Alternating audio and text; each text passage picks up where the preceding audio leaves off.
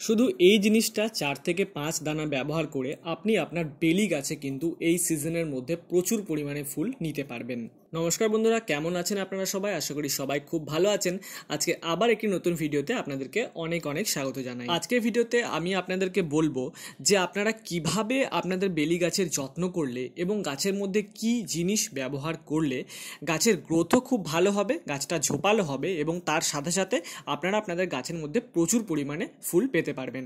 এই সমস্ত কিছু জানতে হলে আপনারা কিন্তু ভিডিওটা অবশ্যই শেষ পর্যন্ত দেখবেন এবং তার সাথে সাথে যদি চ্যানেলের মধ্যে নতুন হয়ে থাকেন চ্যানেলটাকেও অবশ্যই সাবস্ক্রাইব করে নেবেন। তাহলে চলুন আজকে ভিডিওটা আমরা শুরু করে নিই। সবার প্রথম আপনাদের যে কাজটি করতে হবে সেটি হচ্ছে বেলি গাছের গোড়ায় যত রকমের আগাছা রয়েছে, যেমন ঘাস বা ছোট ছোট যে সমস্ত গাছ জন্মায়, সেগুলোকে কিন্তু আপনাদের এর মাটি থেকে সরিয়ে ফেলতে হবে। তারপর এর যে পুরনো মাটিটা রয়েছে উপরের 1 থেকে 2 ইঞ্চি, সেই মাটিটাকে সমস্ত সরিয়ে ফেলবেন। তারপর তার জায়গায় নতুন মাটি ও ভার্মি কম্পোস্ট মিশিয়ে গাছের মাটিটাকে ভর্তি করবেন উপরের অংশটা, এবং তারপর পুরো মাটিটাকে জল দিয়ে ভর্তি করে দেবেন। এর পরের স্টেপ হচ্ছে গাছের প্রুনিং।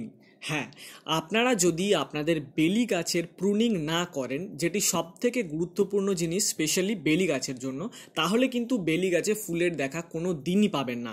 তার কারণ এই গাছে একবার ফুল হয়ে যাওয়ার পর অবশ্যই যেই অংশটাতে ফুল হয়েছে তার 1 থেকে 2 ইঞ্চ পর্যন্ত আপনাদেরকে কিন্তু ছেঁটে ফেলতে হবে। এর ফলে কি হবে, গাছের মধ্যে আরও নতুন নতুন ডালপালা, শাখা প্রশাখা গজাবে এবং বেলি গাছে কিন্তু সবসময় নতুন যে পাতাগুলো জন্মায়, শাখা প্রশাখা জন্মায়, সেই অংশ থেকে কিন্তু ফুল ও কুঁড়ি সৃষ্টি হয়ে থাকে। তাই অবশ্যই গাছে একবার ফুল ফুটে যাওয়ার পর আপনারা গাছের মধ্যে প্রুনিং করবেন। এই পরের স্টেপটা হচ্ছে যে আপনারা গাছকে কোথায় রাখবেন। বেলি গাছ কিন্তু প্রচুর পরিমাণে সূর্যালোক বা রোদ পছন্দ করে থাকে। তাই আপনাদের বেলি গাছকে এমন কোনো জায়গাতে রাখতে হবে যেখানে সারা দিনের রোদ বেলি গাছের মধ্যে পড়ে। যদি সেরকম জায়গায় না রাখতে পারেন তাহলে কিন্তু গাছে বেশি পরিমাণে ফুল পাবেন না, 1-2 করে ফুল ফুটবে। তাই অবশ্যই বেলি গাছকে ছাদের মধ্যে হোক বা ব্যালকনির মধ্যে হোক এমন জায়গায় রাখবেন যেখানে সারাদিনের যে রোদ রয়েছে সেটা কিন্তু যেন গাছের গায়ে অবশ্যই লাগে, তবেই কিন্তু গাছটা ঝোপালো হবে এবং গাছের মধ্যে ফুলের পরিমাণ বৃদ্ধি পাবে। তো এই যে সমস্ত কেয়ার টিপসগুলো আমি আপনাদেরকে বললাম, এগুলো কিন্তু আপনাদেরকে অতি অবশ্যই ফলো করতেই হবে। তার কারণ আপনারা যদি গাছের কেয়ার ঠিক মতো না করেন তাহলে কিন্তু যতই সার দিন গাছ কিন্তু কোনোদিনই ভালো ফুল দিতে পারবে না। তাহলে চলুন এবার আমরা দেখে নিই যে গাছের মধ্যে আমরা কি এমন ব্যবহার করব যাতে করে গাছটির গ্রোথ বুস্ট হয়, তার সাথে সাথে গাছে ফুল ও কুড়ির সংখ্যাও বৃদ্ধি পেতে পারে। এই যে জিনিসটি আপনারা দেখছেন, সাদা সাদা ছোট ছোট দানাদার জিনিস, এটার নাম হচ্ছে ডিএপি। ডিএপি হচ্ছে এমন একটি সার যেটি কিন্তু বেলি গাছ খুব বেশি পছন্দ করে থাকে। এই সারটি কিন্তু আপনারা অনলাইন থেকেও কিনতে পারেন, অথবা আপনাদের আশেপাশে যদি কোনো সারের দোকান থেকে থাকে সেখানে গিয়ে যদি বলেন ডিএপি দিন, তাহলে কিন্তু তারা আপনাদেরকে দিয়ে দেবে।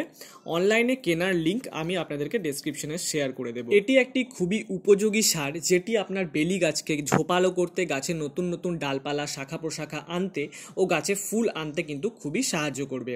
কিন্তু এটি যেহেতু একটি রাসায়নিক সার, তাই আমরা কিন্তু খুব বুঝে বুঝে সারটি ব্যবহার করব, অর্থাৎ খুবই কম পরিমাণে, মোটামুটি 8 থেকে 10টি দানা কিন্তু আমরা গাছের গোড়াটা খুশে নিয়ে একটু তারপর গাছের গোড়াতে ছড়িয়ে দেব ও পুরোপুরি গাছের গোড়াটা জল দিয়ে ভর্তি করে দেব। আর এই ডিএপি সারটি আপনারা মোটামুটি 10 থেকে 15 দিন অন্তর আপনাদের বেলি গাছে বা ছাদের মধ্যে অন্য কোনো গাছ থাকলে সেই গাছেও কিন্তু ব্যবহার করতে পারেন। তাহলে আপনাদেরকে বেলি গাছে যে কেয়ার টিপসগুলোর কথা বলেছি সেগুলো তো অবশ্যই ফলো করবেন, তার সাথে সাথে কিন্তু যে সারটা ব্যবহার করার কথা বলেছি ডিএপি সার, ওটাও কিন্তু অবশ্যই ব্যবহার করবেন। এগুলো ব্যবহার করে আপনারা দেখুন যে আপনাদের গাছে কেমন রেজাল্ট পাচ্ছেন, তারপর আমায় কমেন্ট সেকশনে কিন্তু অবশ্যই জানাবেন।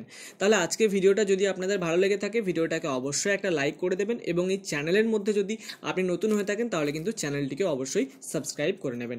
তাহলে আজকের মতো ভিডিওটা এখানেই শেষ করছি। সবাই খুব ভালো থাকুন আর নিজেদের গাছের যত্ন করুন।